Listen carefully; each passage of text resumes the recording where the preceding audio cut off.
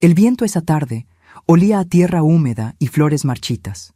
Era el mismo olor que recuerdo cada año, cada vez que regreso al cementerio donde reposa mi hija Lucía, o al menos donde siempre creí que reposa. 30 años han pasado desde aquella tarde maldita en que la perdí, y aún así, mi corazón se niega a aceptar que no volveré a ver su sonrisa. Caminaba despacio, apoyada en mi bastón, con el ramo de margaritas blancas en la mano. El sol se escondía detrás de las nubes, y el aire traía consigo una mezcla de silencio y pena que solo los cementerios conocen. Pensaba en ella, en los lazos que le hacía en el cabello, en su risa tan parecida a la mía cuando era niña. Pero justo cuando llegué, frente a la vieja reja de hierro, una voz infantil me detuvo. «Señora», susurró alguien, apenas audible. Giré la cabeza. A un costado del portón, entre las sombras de los cipreses, había una niña descalza, con el rostro sucio y los ojos grandes como lunas asustadas. Su vestido estaba roto, y su voz temblaba. «No entre ahí, por favor», dijo. «Algo terrible va a pasar». Por un instante, pensé que era una de esas niñas de la calle que piden limosna, inventando historias para ganar compasión. Le sonreí con dulzura. «No te preocupes, pequeña», le respondí. «Solo vengo a dejar flores a mi hija». Ella dio un paso atrás, negando con la cabeza. «No, señora, no hoy. Hoy no». Me quedé inmóvil. Había algo en su mirada que no era simple miedo. Era como si supiera algo que yo ignoraba. «¿Cómo te llamas?», pregunté. «Ana», respondió sin vacilar. «¿Y qué haces aquí, Ana?». Bajó la mirada. «Espero a mi mamá, pero ella nunca viene». El silencio que siguió me apretó el pecho. La brisa helada me rozó la cara. No sé por qué, pero algo dentro de mí me dijo que debía escucharla. Así que, en lugar de entrar, me senté en el banco frente al portón y esperé. Pero antes de continuar, quiero hacerte una invitación muy especial. Suscríbete al canal y deja tu me gusta. Esto me ayuda a ver que me apoyas y disfrutas de mis historias. Y comenta aquí abajo desde qué ciudad nos estás viendo. Ahora, continuemos. Media hora después, justo cuando el sol se escondió del todo, lo vi. 3 hombres con abrigos oscuros cruzaron el portón del cementerio. No llevaban flores, llevaban palas. Mi corazón comenzó a latir con fuerza. Los observé desde lejos, tratando de entender qué hacían allí a esa hora. Se movían con rapidez, como si temieran ser vistos. Uno de ellos llevaba una linterna y señalaba una tumba en particular. Ana, la niña, se aferró a mi brazo. «Ve, señora», le dije que no entrara. «¿Qué hacen esos hombres?», pregunté. «No lo sé, pero vienen seguido, y siempre van al mismo lugar».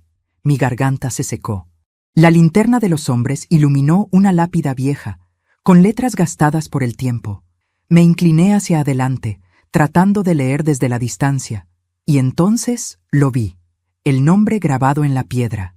María Aguirre. Mi mismo apellido.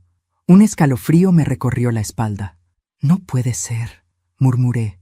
No conocía a ninguna María Aguirre enterrada allí. Y sin embargo, los hombres comenzaron a cavar justo sobre esa tumba, en la oscuridad, con una prisa desesperada. La niña me jaló del brazo. «No mire más, señora». «¿Por qué? ¿Qué hacen?». «Porque si nos ven, van a venir por nosotras». Sus palabras me helaron la sangre. El sonido del metal golpeando la tierra se mezclaba con el murmullo del viento y el crujir de las ramas. De pronto, uno de los hombres gritó algo, y los otros se detuvieron. Habían encontrado algo. Vi cómo levantaban una caja de madera, pequeña, con cuidado, como si contuviera algo frágil o peligroso. Uno de ellos la abrió, y un resplandor débil, a su lado, iluminó sus rostros. No sé qué era, pero ninguno de ellos volvió a hablar. Solo la cerraron rápidamente y se marcharon con ella. Ana, aún a mi lado, empezó a llorar. «Otra vez», susurró. «Siempre vienen y se la llevan». «¿A quién, Ana?». La niña me miró con los ojos llenos de lágrimas. «A la señora que está en esa tumba». «Pero…». Me detuve. «Esa tumba tiene mi apellido». Ana asintió. «Por eso vine a buscarla. Porque usted también pertenece a esa tumba». Mi cuerpo se paralizó. Por un momento creí que el corazón se me detendría. La niña soltó mi brazo y corrió hacia los árboles, perdiéndose entre la niebla. Quedé sola frente al cementerio cerrado, con el eco de sus palabras clavado en el pecho. Usted también pertenece a esa tumba. Esa noche no dormí, y aunque intenté convencerme de que todo había sido una coincidencia, en lo más profundo de mi alma supe que algo se había movido. Algo que había estado enterrado por 30 años y que ya no quería seguir bajo tierra. Esa noche el sueño no llegó. El sonido de las palas golpeando la tierra seguía repitiéndose en mi cabeza como un eco sin fin. Cada vez que cerraba los ojos, veía los rostros de esos hombres y la pequeña caja que habían desenterrado. Pero lo que más me atormentaba era la voz de la niña. Usted también pertenece a esa tumba. A la mañana siguiente, apenas amaneció, decidí volver al cementerio. El aire estaba más frío y una neblina espesa cubría los caminos de grava. El guardia de la entrada, un hombre de bigote gris y mirada cansada, me observó con curiosidad. «Señora, el cementerio no abre hasta las 9. Solo quiero hacer una pregunta», le respondí. «¿Sobre quién?» «Sobre mi hija, Lucía Aguirre». El hombre buscó en un viejo cuaderno, pasando las páginas amarillentas. Frunció el ceño. «¿Año del entierro?» 1993. Pasaron unos segundos de silencio. «No hay ninguna Lucía Aguirre aquí». «Eso no puede ser», dije, sintiendo que la sangre me abandonaba el rostro. «He venido cada año, por 30 años. Esa tumba está en la tercera fila, junto al muro norte». El hombre negó con la cabeza. «No hay registro, señora. Tal vez se equivoque de cementerio». «No», grité. «Yo misma la vi bajar al ataúd. Yo estuve allí». El hombre me miró con compasión, pero su tono no cambió. «Si quiere, puedo revisar los archivos antiguos». Pero muchos se perdieron en el incendio del 2005. El mundo se me vino encima. No solo habían removido la tumba, habían borrado a mi hija de los registros. Caminé igual hacia la tercera fila, desoyendo al guardia. El lugar estaba revuelto, la tierra removida, las flores que había dejado la tarde anterior desaparecidas. Solo quedaba el hueco húmedo donde la lápida debía estar. Y al fondo, una piedra nueva con otro nombre tallado. María Aguirre. Mis manos temblaban. Me arrodillé y pasé los dedos sobre las letras, todavía frescas. El cincel había sido usado hace poco. 30 años de visitas, de oraciones, de lágrimas, y de pronto mi hija había sido reemplazada por una desconocida. Sentí una presencia detrás. Giré la cabeza. Ana estaba allí, de pie, con los pies descalzos y la misma ropa rota de la tarde anterior. «Te dije que no entraras», susurró. «¿Por qué? ¿Quién hizo esto?» La niña bajó la mirada. «Ellos». «¿Quiénes son ellos?» «Los que vienen de noche. Los que cambian los nombres». Su voz me heló la sangre. Se acercó, extendiendo su mano sucia y pequeña, y señaló la tumba. «Ella no se llama María». «Entonces, ¿quién está ahí?» «Una mujer que robó su lugar». La confusión me devoraba. No sabía si estaba hablando con una niña real o con una sombra salida de mis remordimientos, pero había verdad en sus ojos, verdad y miedo. «Ana», le dije. «¿De dónde vienes?» «De aquí», respondió, con la mirada fija en las tumbas. «¿Vives en el cementerio?» Ella negó con un gesto lento. «No vivo». Sentí un escalofrío recorrerme la espalda.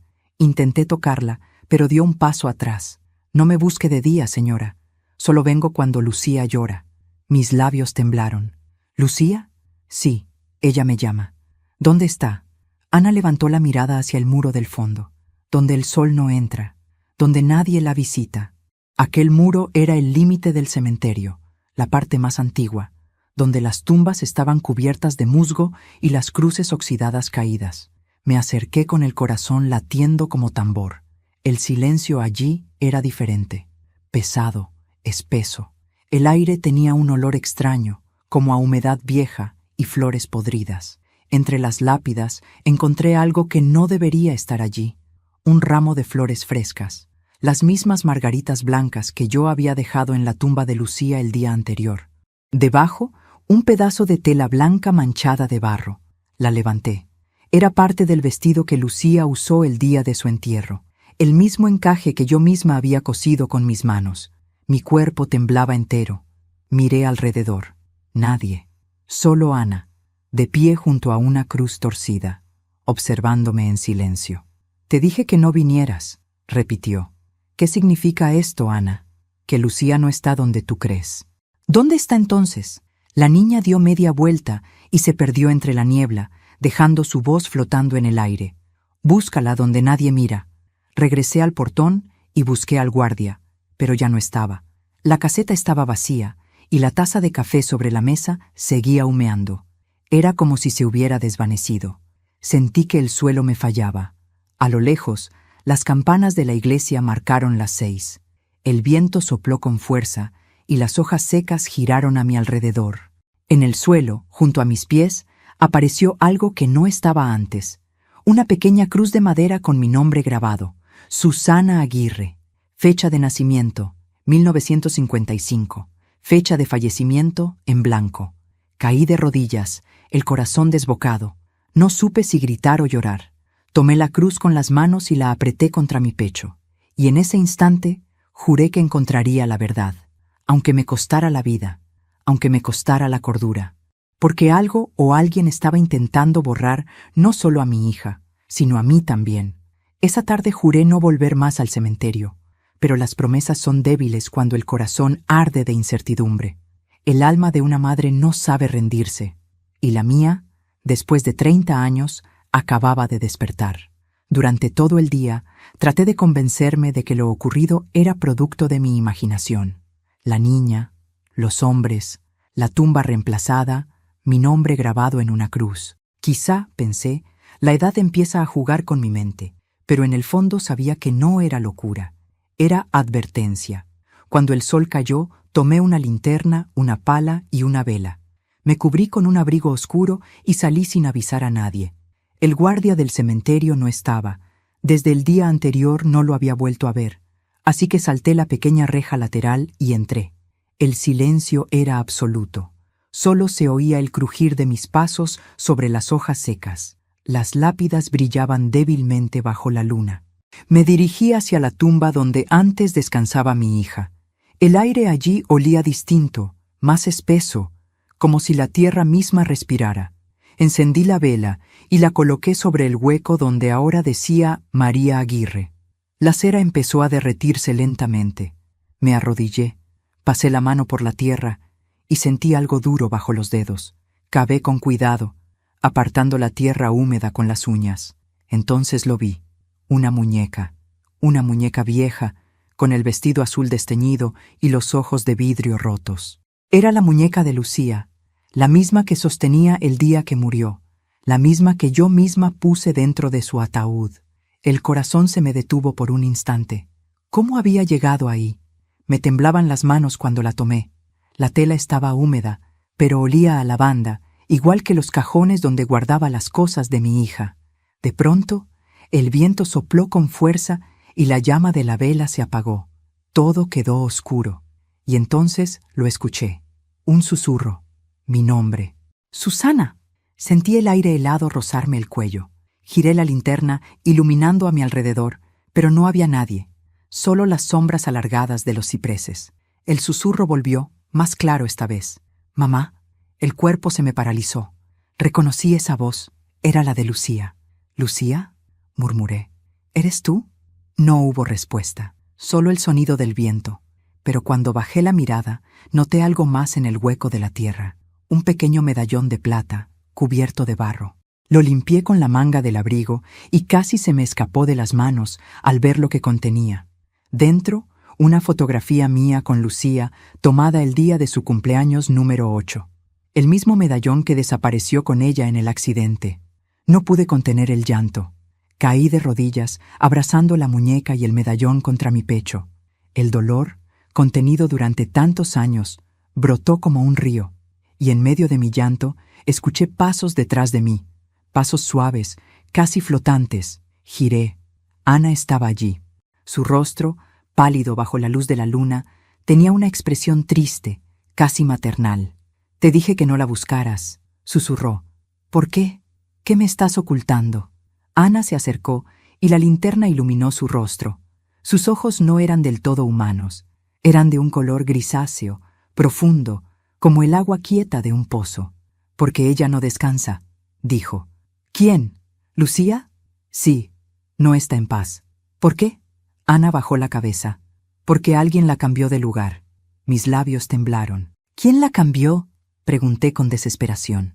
Los hombres que vinieron de noche, dijo. Ellos no roban tumbas por dinero. Roban recuerdos, borran nombres. Y Lucía tenía un nombre demasiado puro para dejarlo aquí. No entendí del todo sus palabras, pero el miedo se mezcló con la rabia. Me levanté. «Dime dónde está». Ana señaló hacia el muro del fondo, el mismo que había mencionado antes. Donde el sol no entra, donde nadie la visita. Di unos pasos hacia allí, pero ella me detuvo. «No vayas sola. Si entras, no podrás salir igual. Prefiero eso a seguir viviendo sin saber la verdad». Ella me miró, y una lágrima le corrió por la mejilla. «Entonces, ve antes de que amanezca». Crucé entre las lápidas hasta llegar al muro viejo. El terreno estaba lleno de grietas y raíces, como si el tiempo lo hubiera olvidado. Allí, entre dos tumbas cubiertas de musgo, vi algo enterrado a medias, una tabla de madera, como una tapa de caja. Tenía grabada una cruz bordada con hilo rojo. La misma cruz que Lucía dibujaba en sus cuadernos cuando era niña, la misma que yo le bordé en su vestido favorito. Me arrodillé, con el corazón golpeándome el pecho. Intenté levantar la tapa, pero estaba clavada. Alguien la había sellado. Empujé con todas mis fuerzas, hasta que la madera cedió con un crujido. Dentro no había ataúd, solo un pedazo de papel doblado, húmedo por el tiempo. Lo abrí con cuidado.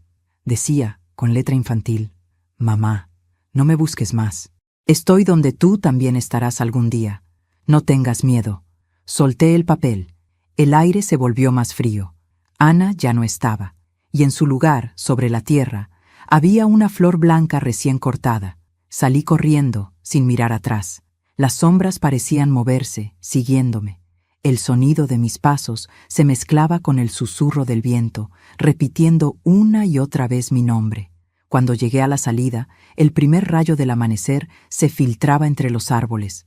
Afuera, la vida continuaba. Los pájaros cantaban, los autos pasaban, la ciudad despertaba.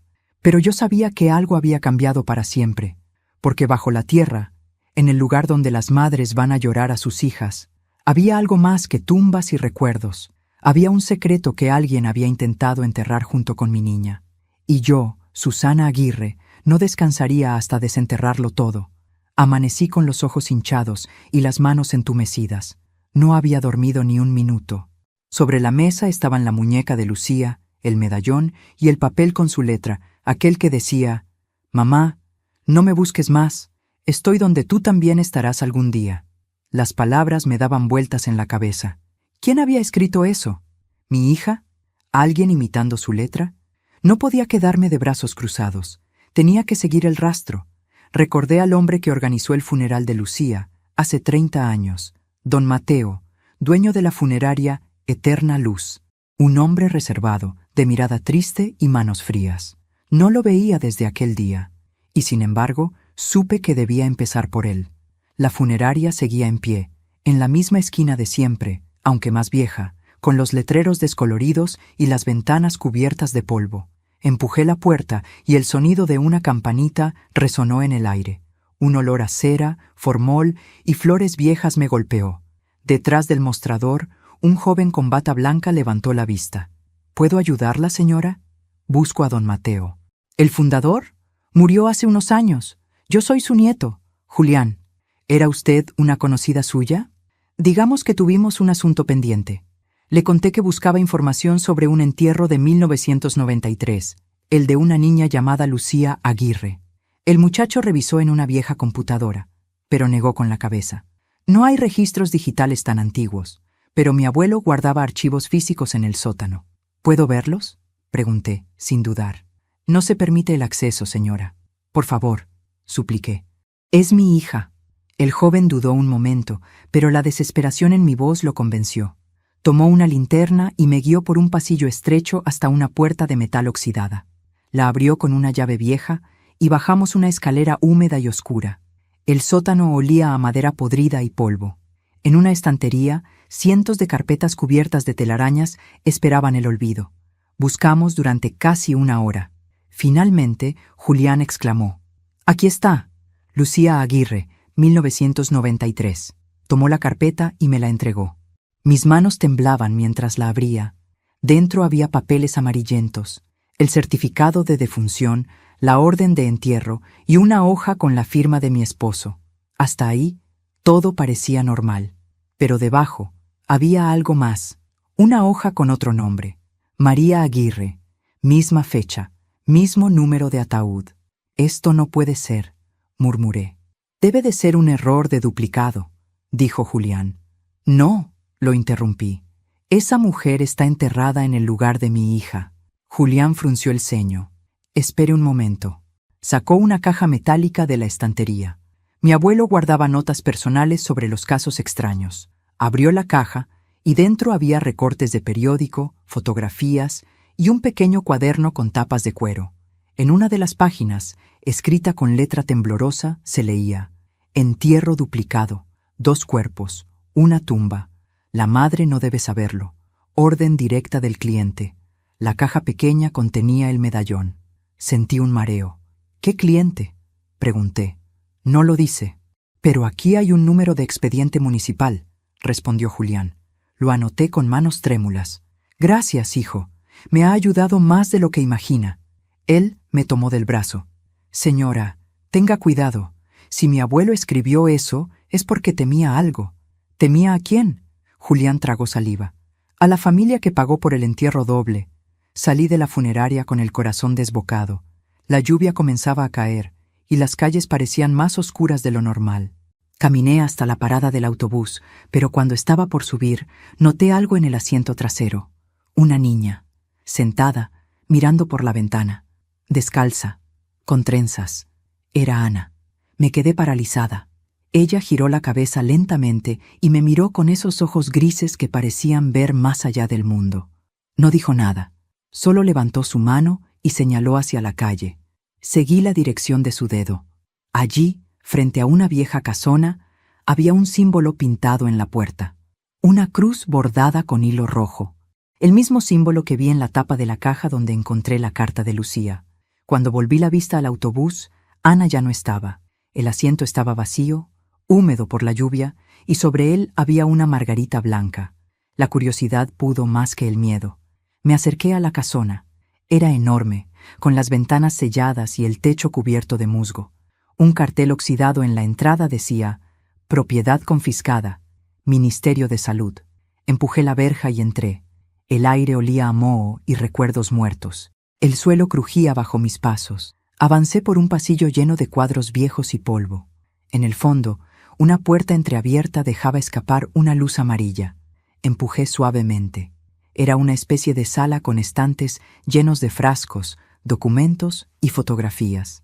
En el centro, un escritorio cubierto de papeles y una grabadora encendida. Presioné el botón de play. Una voz masculina sonó, débil y temblorosa. Proyecto Aguirre. Segunda fase completada. El cuerpo de la niña fue trasladado exitosamente. La madre nunca debe saber. El intercambio fue autorizado por su propio esposo. Solté el aparato. Mi respiración se cortó. La voz seguía hablando, pero ya no podía escuchar. Solo una frase quedó grabada en mi mente. El intercambio fue autorizado por su propio esposo. Salí corriendo de la casa bajo la lluvia. El corazón me latía con fuerza. Los ojos me ardían. Mi esposo, el hombre con quien compartí media vida, había estado detrás de todo. Él había permitido que mi hija desapareciera, que su cuerpo fuera cambiado, que su nombre se borrara. ¿Por qué? ¿A cambio de qué? Al volver a casa, encendí una vela frente al retrato de Lucía y le hablé en voz baja. Hija, si todavía me escuchas, juro que descubriré lo que hicieron contigo. Y cuando lo haga, nadie, ni siquiera tu padre, podrá esconderse de lo que viene. Regresé a casa empapada, con la mente ardiendo y el alma hecha trizas. Encendí todas las luces del salón, como si la claridad pudiera protegerme de la oscuridad que acababa de descubrir. Las paredes parecían respirar, y el reloj marcaba las 3 de la madrugada con un sonido metálico que me atravesó el pecho. Sobre la mesa, extendí los papeles, el medallón y la nota. Todo apuntaba a una verdad imposible. Mi esposo había autorizado el intercambio del cuerpo de nuestra hija. ¿Pero por qué? ¿Qué clase de padre haría algo así? Mientras el viento golpeaba las ventanas, escuché la puerta del pasillo abrirse lentamente. Era él, Ernesto, mi esposo. Su silueta apareció entre las sombras, envejecida, pero firme, como si no le pesaran los años ni los secretos. «¿Qué haces despierta a estas horas?», preguntó con voz seca. «Podría preguntarte lo mismo», respondí, sin mirarlo. «Te oí moverte. Pensé que habías tenido otra pesadilla». Tomé el medallón y lo dejé caer sobre la mesa. El sonido del metal retumbó en la habitación. «¿Te resulta familiar?». Ernesto lo observó, y por un segundo la máscara de calma se quebró. «¿Dónde lo encontraste?». «En la tumba de nuestra hija», dije, conteniendo las lágrimas, «en la que ya no es su tumba». Su rostro perdió el color. «Susana, no sabes lo que estás diciendo». «Sí lo sé», lo interrumpí. «Sé que alguien cambió su cuerpo, sé que borraron su nombre, y sé que tú lo permitiste». Ernesto se llevó una mano a la frente, respirando hondo. «¿No entiendes?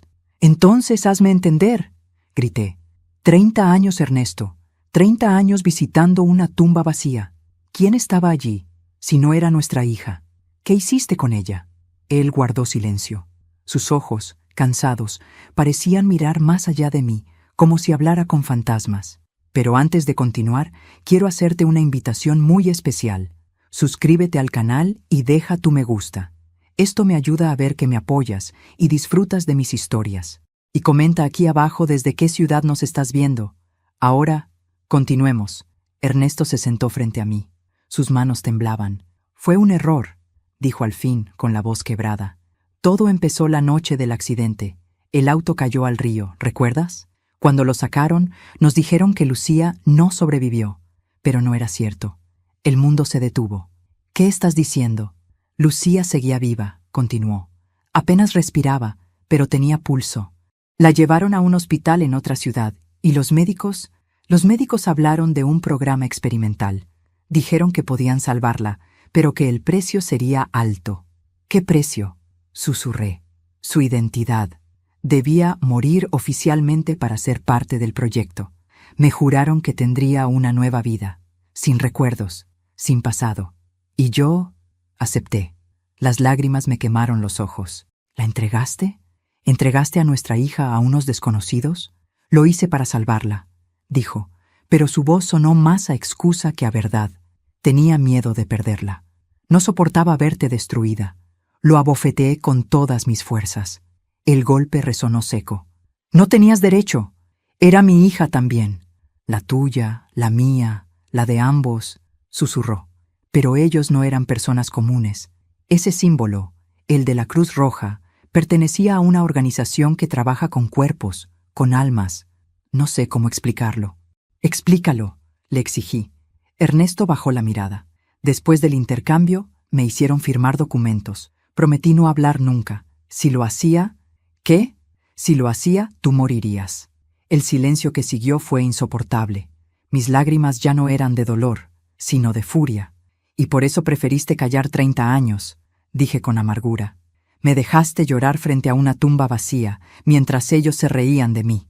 Ernesto me miró con desesperación. «Lucía está viva, Susana». «¿Qué?». «No sé dónde, pero lo está. El hombre de la funeraria me lo confirmó antes de morir. La niña que viste, Ana. ¿Qué pasa con ella?». «Es parte del mismo experimento». Sentí que el aire me faltaba, el rostro de Ana, su voz, sus ojos grises. Todo cobró sentido. No era una niña cualquiera. Era el reflejo de algo que Lucía dejó atrás. Una sombra, un eco. «Ernesto, dime la verdad. Lucía fue separada en dos. Su cuerpo siguió en un lugar, su alma en otro. Ellos creían que podían curar la muerte dividiendo la esencia de una persona. Pero algo salió mal. Me llevé las manos a la boca. Por eso Ana me dijo que no vive».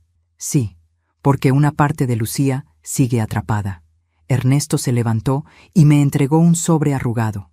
Dentro había una foto borrosa de una joven con trenzas en un jardín. Su rostro era el de Lucía, solo que más joven, inmortal. «La tomaron hace 5 años», dijo él, «en un lugar llamado Hacienda San Martín, al norte. Si vas, la encontrarás». «¿Y tú?». «No puedo», susurró. «Ya me marcaron». Entonces lo vi.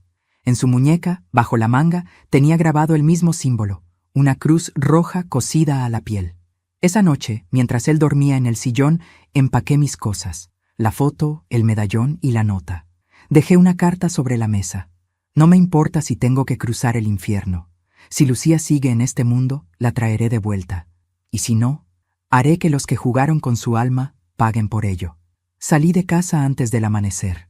El cielo estaba teñido de gris, y una neblina espesa cubría la calle. Caminé sin mirar atrás, y mientras el viento soplaba, juré en silencio. Lucía, hija mía, espérame, ya voy.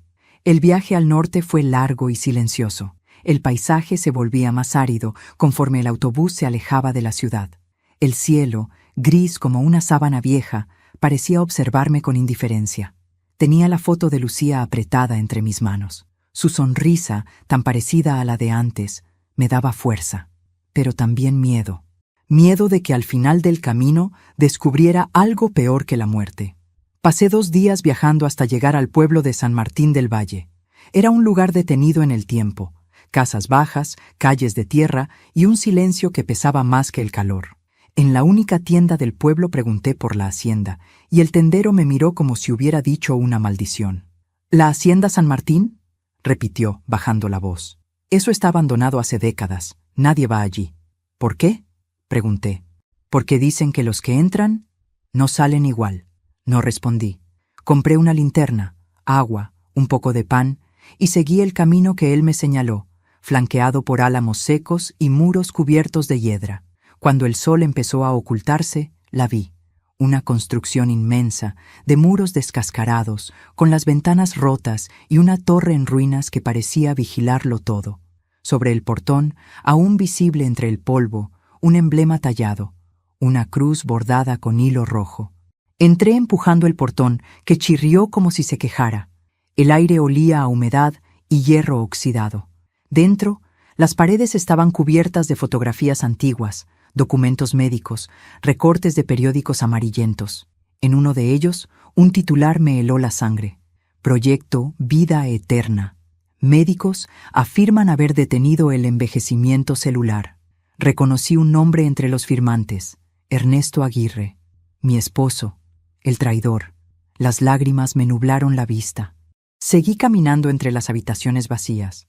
En cada una había camillas oxidadas, jeringas, tubos conectados a máquinas silenciosas, y, en el suelo, juguetes antiguos, muñecas, pelotas, cuadernos, niños. Había habido niños allí. En una de las paredes, escrita con tiza blanca, una frase repetida una y otra vez. «No nos dejes aquí, mamá». Avancé hasta el fondo del pasillo. Una puerta metálica con un letrero colgante decía «Sala de conservación». Empujé y entré. El aire era más frío. El zumbido de una vieja lámpara parpadeante llenaba el silencio. Había una fila de cápsulas de cristal cubiertas por polvo. Dentro de una de ellas, un cuerpo, pequeño, con un vestido blanco. Me acerqué temblando. La linterna iluminó el rostro. No era Lucía, pero se parecía, tanto que sentí que el alma se me desprendía del cuerpo, el cabello, las facciones. Era como si la hubieran copiado, un clon, un intento fallido de imitarla. Sobre la cápsula había una placa metálica. Sujeto A02, Lucía Aguirre, fase experimental incompleta. Me llevé las manos al rostro y grité. El eco resonó por todo el edificio. Un sonido de pasos respondió desde el pasillo. Apagué la linterna y me escondí tras una mesa. Los pasos se acercaban, lentos, pesados. Una luz oscilante iluminó la entrada. Una voz de hombre murmuró: «Sabía que vendrías, Susana». Reconocí la voz al instante. Ernesto. Él avanzó, con el rostro demacrado, las ojeras profundas y una expresión que mezclaba culpa y locura. «No debiste venir aquí», dijo. «Me mentiste toda la vida», grité. «Dijiste que la habías salvado». Y lo hice, pero no como imaginabas. «¿Qué le hiciste, Ernesto? ¿Qué hiciste con nuestra hija?» Ernesto miró las cápsulas. No podía perderla. Ellos me prometieron que podría duplicar su esencia. ¿Duplicar? Sí. Una Lucía viva, otra eterna. Una para este mundo, otra para el siguiente. Eso es monstruoso. Era la única forma, susurró. Pero fallamos. La Lucía viva escapó. La eterna quedó atrapada aquí. Mis piernas flaquearon. ¿Dónde está? ¿Dónde está mi hija? Él me entregó una carpeta arrugada. Dentro había una dirección y una foto de una mujer adulta con la misma mirada dulce de mi niña. Se llama Laura ahora, dijo. Vive bajo otro nombre, pero ya no recuerda nada de ti. Una ráfaga de viento apagó la lámpara, y en la oscuridad escuchamos un susurro. «Papá». Ernesto se giró. La voz venía de la cápsula.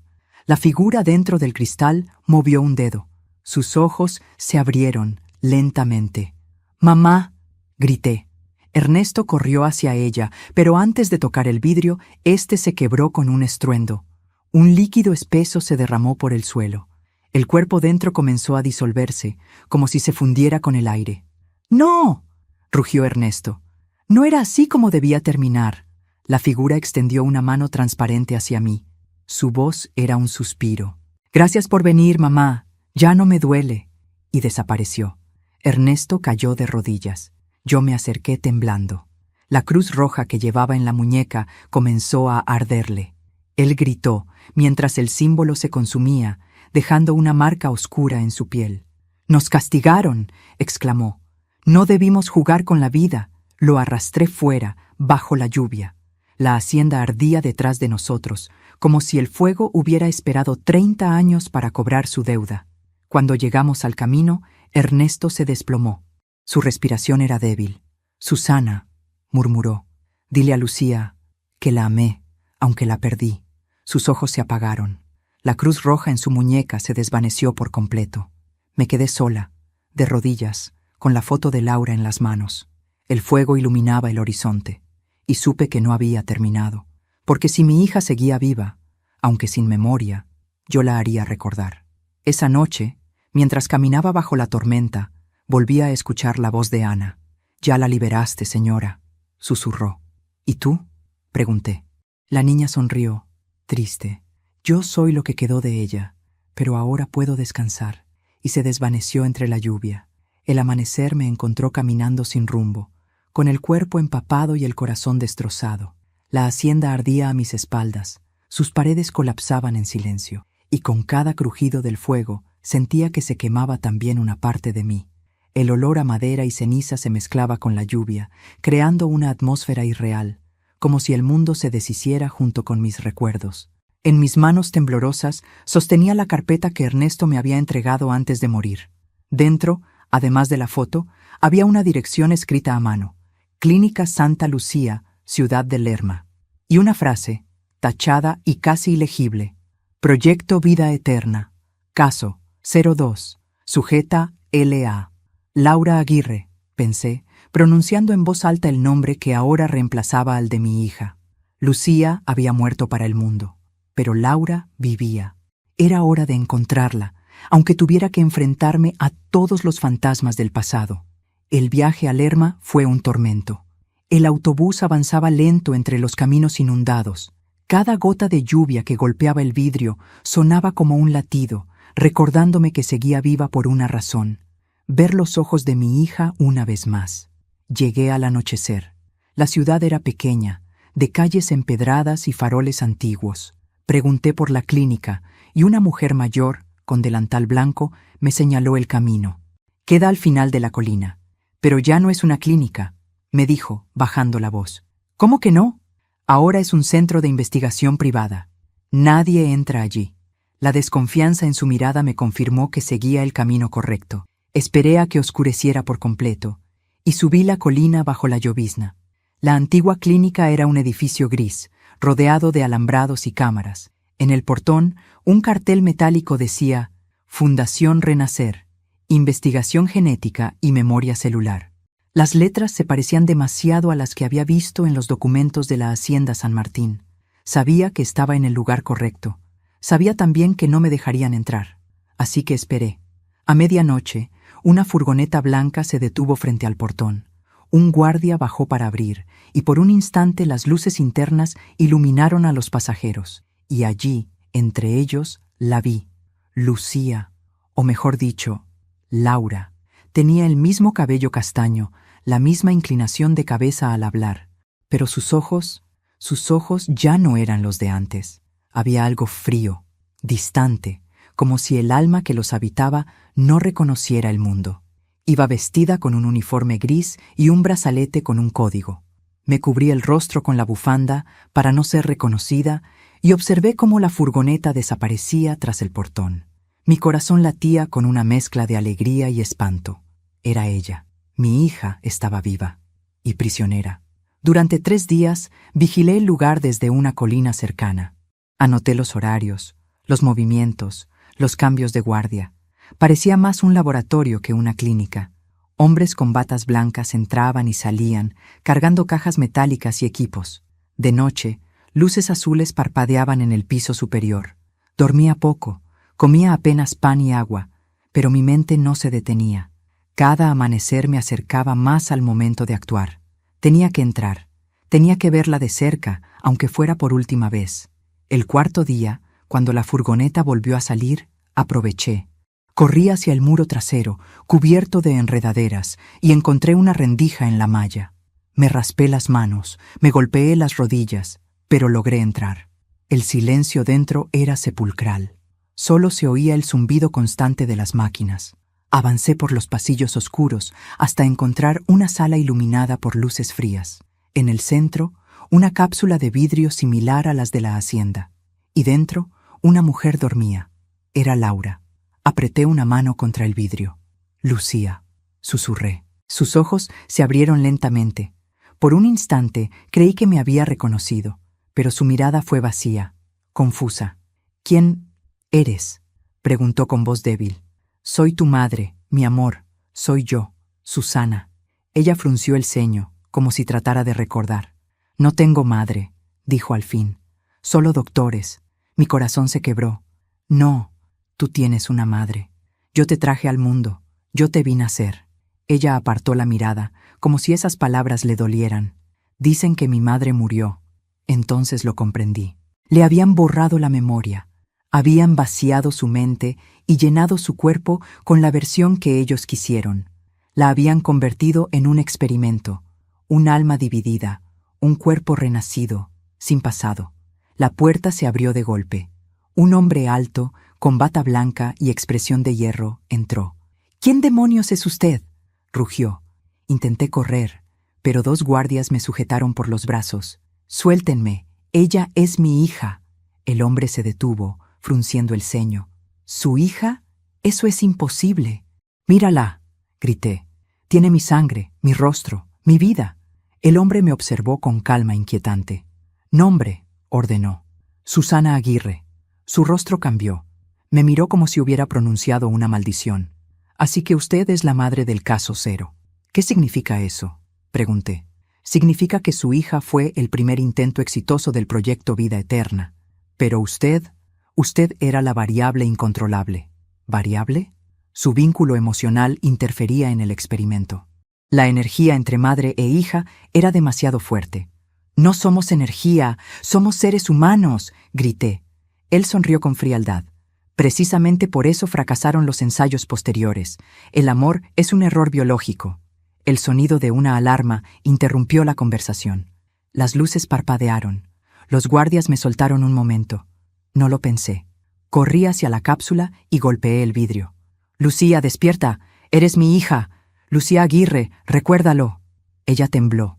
Sus ojos se llenaron de lágrimas. «Lucía», murmuró. «Sí, mi amor, sí. Eres tú. Pero ellos dijeron que yo...». «Te mintieron», interrumpí. «Todo fue una mentira». El cristal se agrietó. Una luz blanca comenzó a brotar desde el interior. El hombre gritó órdenes. Los guardias retrocedieron. Y en medio del caos, Laura, mi hija, rompió la cápsula con una fuerza sobrehumana. El aire se llenó de un zumbido eléctrico. Ella se incorporó, jadeando, temblando. Sus ojos se tornaron del mismo gris que los de Ana. Su voz resonó suave, pero poderosa. «Yo no soy Lucía ni Laura. Soy ambas». «Entonces, ¿me recuerdas?». Ella asintió. «Siempre te recordé, pero no podía hablarte». El edificio comenzó a temblar. Las máquinas se encendieron solas. Las luces parpadeaban como relámpagos. El hombre de la bata gritaba órdenes, pero todo se salió de control. Lucía se acercó a él y lo miró fijamente. «Tú me quitaste el alma». «Yo te di la vida», respondió él. «No, me diste condena». Extendió una mano y una corriente invisible lo arrojó contra la pared. El impacto fue brutal. El cuerpo cayó sin vida. Los guardias huyeron despavoridos. Yo corrí hacia ella. La abracé con fuerza, temiendo que se desvaneciera otra vez. Su cuerpo estaba frío, pero real. Su respiración era débil. «Hija, vámonos. Ya nada te ata a este lugar». Ella me miró con tristeza. «No puedo, mamá». «¿Por qué?» «Porque parte de mí sigue aquí. Si me voy, todo esto se repetirá». Las paredes temblaron. Un fuego empezó a propagarse por las salas. Lucía sonrió débilmente. «No llores. Ya puedo sentir paz». «No, no digas eso. Vamos juntas». Ella acarició mi rostro. «Gracias por buscarme. Gracias por no rendirte». Un resplandor blanco envolvió la sala. Sentí un calor profundo, una mezcla de tristeza y amor que me atravesó el alma. Cuando abrí los ojos, el edificio estaba en ruinas. Lucía había desaparecido. Horas después, los bomberos y la policía rodeaban el lugar. Dijeron que todo fue un accidente eléctrico, pero yo sabía la verdad. Entre los escombros encontré el medallón.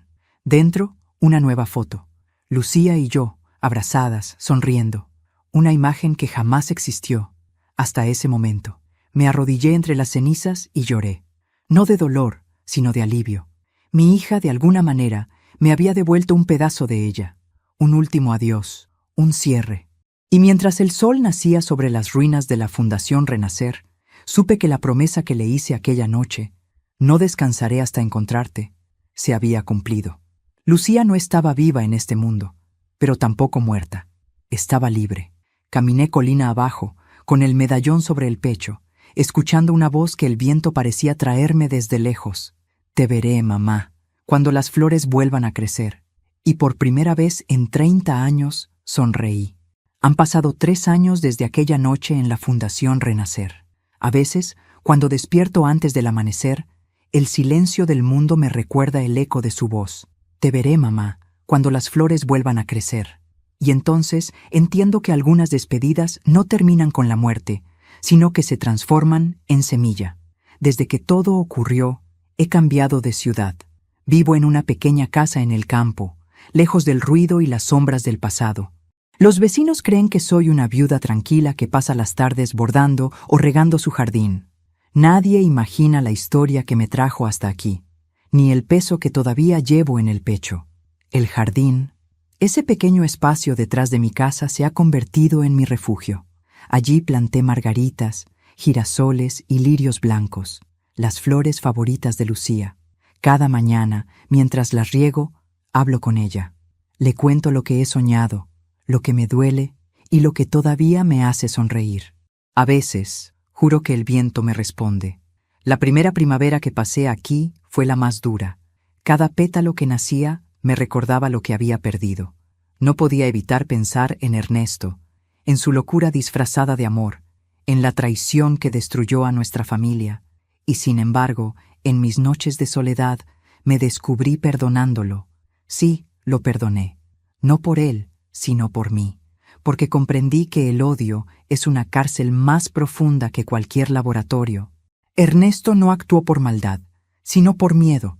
El miedo a perder lo que más amaba lo llevó a perderlo todo, y en ese reflejo vi también mis propias culpas, mi silencio, mis ausencias, mi fe ciega en que el amor bastaba para proteger a los nuestros.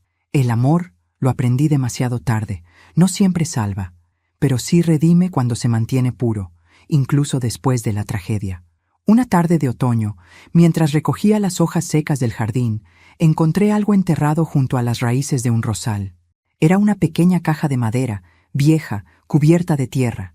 La abrí con cuidado y dentro había una nota doblada. La caligrafía era inconfundible, la de Lucía. «Mamá, si algún día encuentras esto, significa que finalmente aprendiste a mirar hacia abajo, donde la vida comienza de nuevo. No llores más. No me busques en las tumbas ni en los retratos. Estoy en cada cosa viva que crece a tu alrededor. Y cuando vuelvas a sonreír sin culpa, sabrás que estoy contigo. Las lágrimas me nublaron la vista. Caí de rodillas sobre la tierra y lloré, no de tristeza, sino de alivio. Por primera vez en décadas, entendí lo que mi hija había querido decir aquella última vez. Cuando las flores vuelvan a crecer. Era eso, la vida, el renacer. Desde ese día, juré vivir no para recordarla con dolor, sino para honrarla con amor.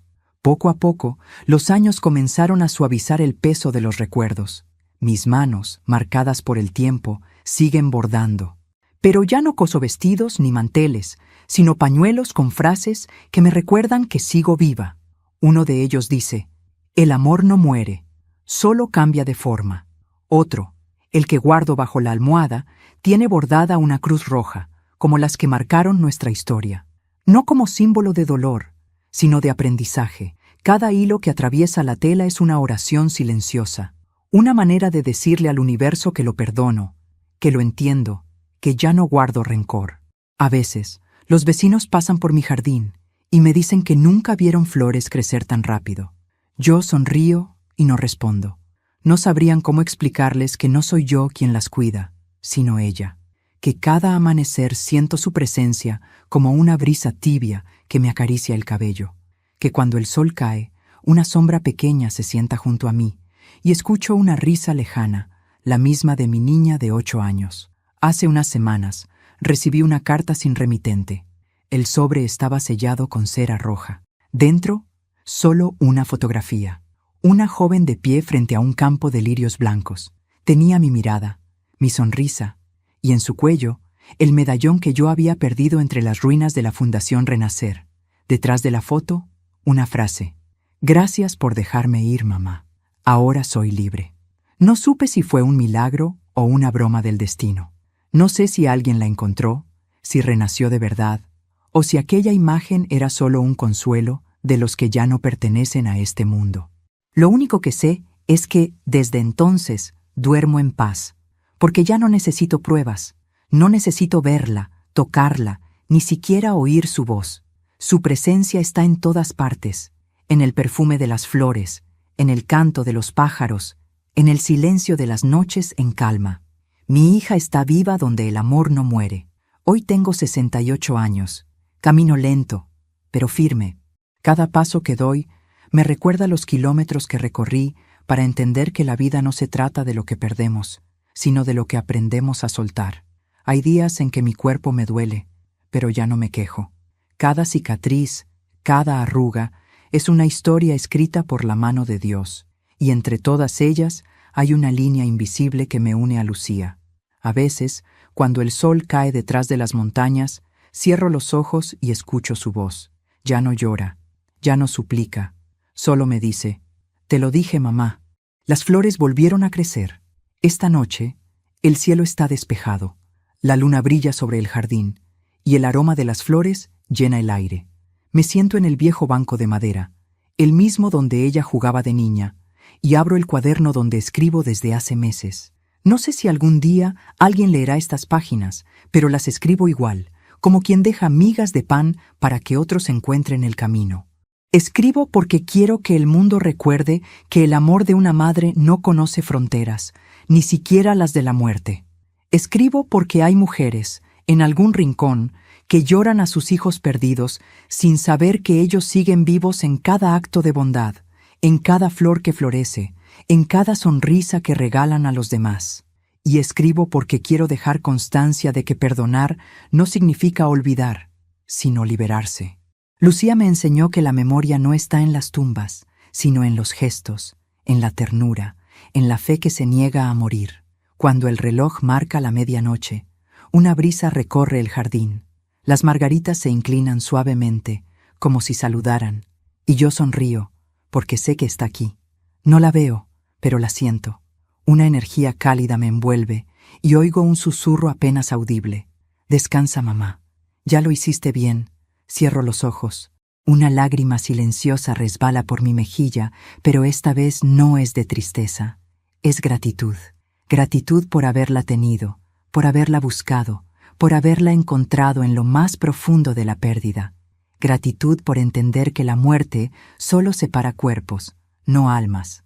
El viento sopla una última vez, y el medallón que llevo colgado sobre el pecho brilla bajo la luna. Dentro ya no hay foto, solo una pequeña semilla blanca. La planto bajo el rosal, junto a la carta que ella me dejó. Y mientras cubro la tierra, murmuro: hasta pronto, hija mía. Mañana, cuando el sol vuelva a salir, las flores de mi jardín abrirán otra vez sus pétalos. Y yo también, porque aunque el cuerpo envejezca y los recuerdos duelan, siempre hay algo dentro que renace cuando se ama sin medida.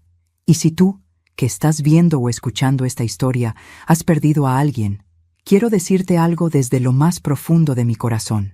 No están lejos. Siguen aquí, mirándote, acompañándote en silencio.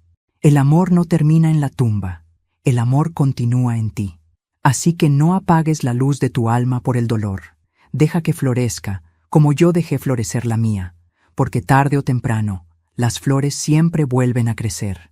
Pero antes de despedirme, quiero hacerte una invitación muy especial. Suscríbete al canal y deja tu me gusta. Eso me ayuda a seguir compartiendo estas historias que tocan el corazón. Y cuéntame en los comentarios desde qué ciudad nos estás viendo, qué te pareció esta historia y qué habrías hecho tú en mi lugar. Yo soy Susana Aguirre y esta fue mi historia. Una historia de amor, pérdida y redención. Una historia que me enseñó que la vida no termina con la muerte, sino cuando dejamos de amar. Y mientras la cámara se aleja lentamente del jardín iluminado por la luna, una sola margarita florece en primer plano, y una voz en el viento susurra suavemente: mamá, ya puedes descansar.